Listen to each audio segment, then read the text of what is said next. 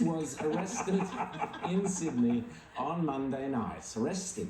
Why would he be arrested in Sydney on a Monday night? What had he been doing wrong? Well, he'd been holding an Israeli flag near a memorial to commemorate the appalling murder, rape, mutilation and deaths of Israeli women, babies and civilians in the Negev desert. For that he was arrested. Oh yes, there was a massive, aggressive pro-Palestinian rally just nearby. Have a look. What's he been arrested for? I've done nothing wrong. Tell us what he's being arrested for. Just tell me what I've done. Why is that? So Mark Spiro joins us in the studio. Mark, terrific arrest there, one to show the grandkids.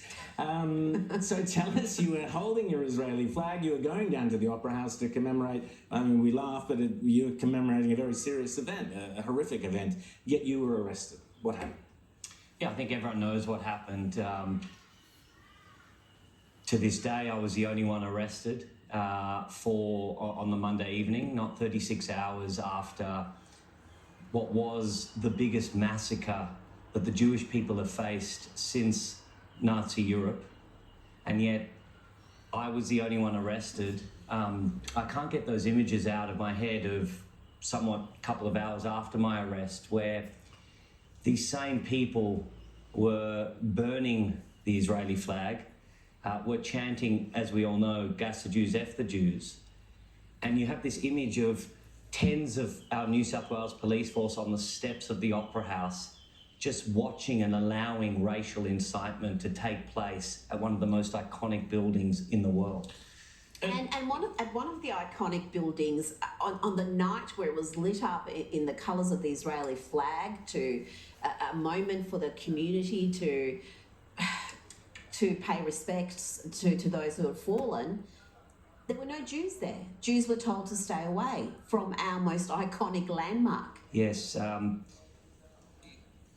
I think people need to appreciate that words have meaning, and any student of history will know that chants like we heard on the Monday evening have no place anywhere. I find it absolutely shameful, and I can tell you there is a community in this country that is really hurt by what was said. It's actually it's been a very confronting week. James. And Mark, I mean, I want to go through what actually happened when you were detained by the police.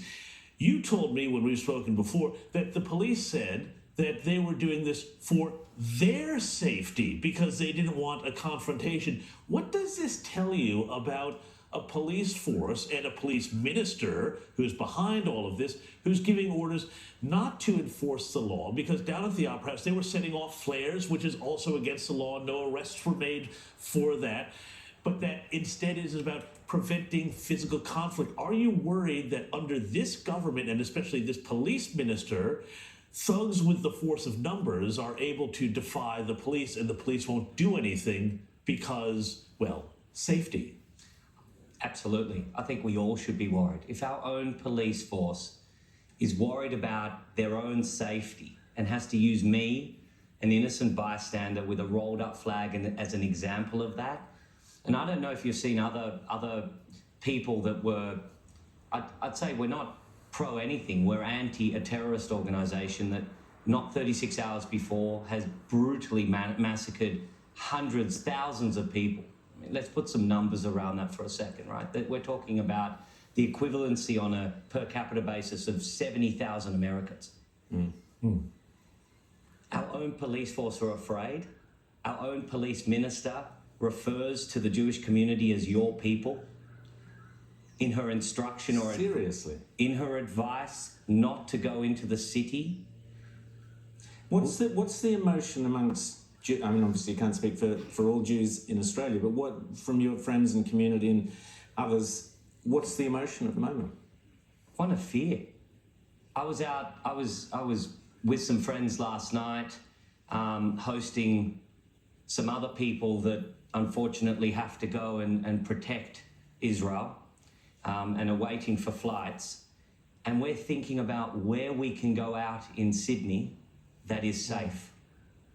And you would have seen that video that went around of some Jewish teenagers with an Israeli flag who were being confronted. I mean, and yet it feels to me like the government is almost sort of saying, well, don't show yourself. This seems to me greatly, you know, that somehow they're the ones who are causing the trouble. What do you say to that? I've also seen images of pro-Nazis walking through Flinders Street Station in Melbourne with masks and chanting Heil Hitler and asking if people are Jewish.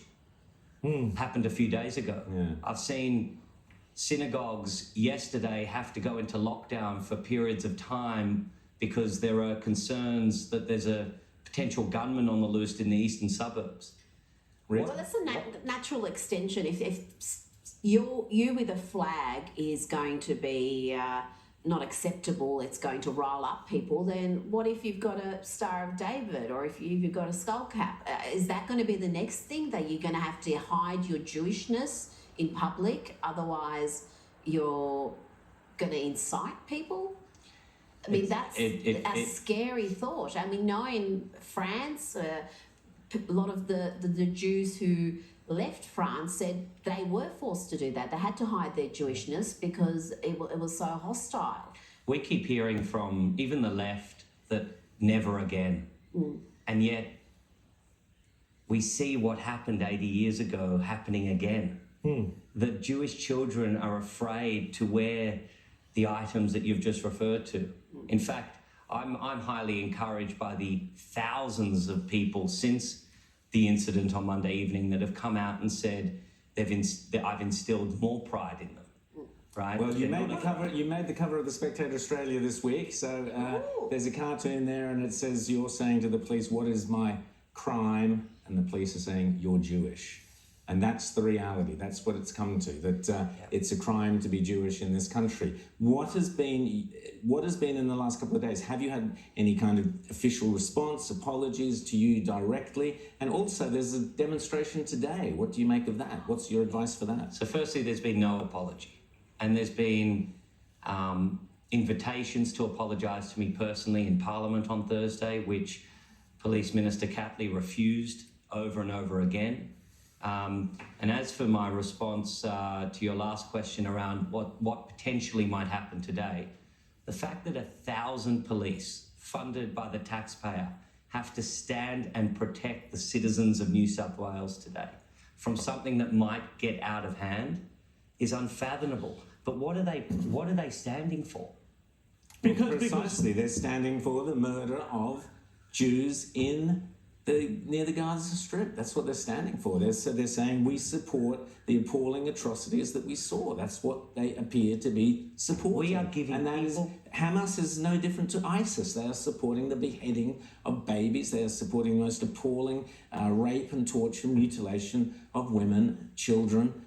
That's what they're supporting if they are standing there and criticising Israel at this point in time. You cannot de-link the two things. There's no moral equivalency. Mark, what does it say to you that you have to have police standing to protect? On one direction when you've got the people who are protesting essentially in support of Hamas, and then the other night there was a big show of support in the eastern suburbs in Dover Heights, I believe, and yet the police had to protect them from other demonstrators. That there had to be so much security. I mean, that just sort of says it all. And what do you think now needs to happen with the state government? Certainly Yasmin Catley has to go, I presume, the police minister, but are you satisfied with the way Chris Minns, the Premier in New South Wales, has handled this issue? Look, I'll answer the first question first. I think the police minister absolutely has to resign from her position based on what we saw on Monday evening. There were laws that were broken. There's anti-incitement laws, there's defamation laws, there's anti-racism laws, there's anti-Nazi laws. Anti-flare laws. Anti-flare laws that I'm not familiar with, but I'll take your word. You're not allowed to set off flares in the middle of the city. Yeah. We put people away. Let's take another step back. We put people in this country away for child abuse, for rape, and yet we are giving people a stage to celebrate those very acts. It doesn't make sense, right? As to your next question, and you mentioned Wednesday night solidarity rally. You can compare and contrast, if you will. I'll leave that to the public. how the Jewish community conducted themselves on Wednesday in a very dignified way, mourning and showing empathy to the atrocities that took place. We don't. It is. You know, in terms of Premier Minns, I think he actually has come a long way. You know, I will say this, that he has apologised to the Jewish community. He spoke particularly well on the Wednesday evening, I found. And the next step that he could, take to really show that he is taking this seriously is to have a good hard look at his police minister in his cabinet. Mike Spiro, thanks so much for coming on Outsiders. Thank Hope you. to see you with your flag somewhere around town at some point without being arrested. If I'm Thanks. allowed. Thanks so much. Up next, we're going to